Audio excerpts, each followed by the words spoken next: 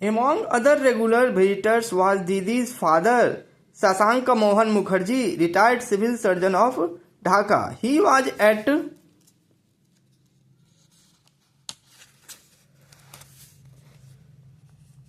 at this time director of the medical school. Didi used to accompany her father every day to Shahbag. She would eagerly wait for her father's return from the medical school in the evening.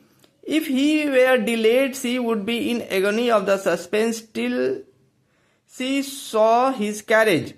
Gradually, she began to assist Sri Ma in looking after the over-expanding household.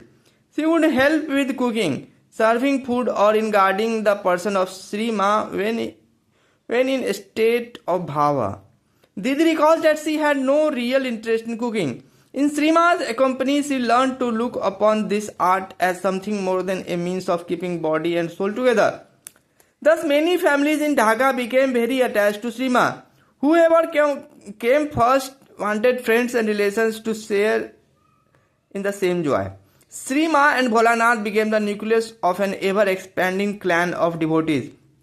By and by, Bholanath came to be known as Baba. A large cross-section of society was involved. People would repair to Shahbag as if attracted by a magnet. Whenever they had time, they would bring fish, vegetables and fruits with them. It was Sri Ma's practice to utilize daily the offerings to the last pieces of ginger or green chili. Nothing at all was stored for another time. She devised all-round meals with the ingredients at hand, to the great admiration of the women folk who surrounded her almost at all times. Not the least remarkable features about these impromptu meals was that invariably the food would be just sufficient for the guests.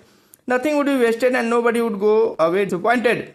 This sort of coincidence or concurrence of incidents and timings has been a regular feature of Sri Ma's life. Anybody who stayed around for a few days would be sure to see one or more instances of it. All Hindus are familiar with the routine of Nam Japa or the singing of bhajans and kirtans. In Sri Ma's vicinity, personal ways of worship received new impetus.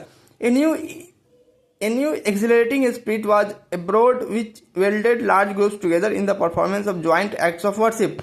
Many times, big crowds, irrespective of caste and position, set out in the open to share the food after a special festive occasion.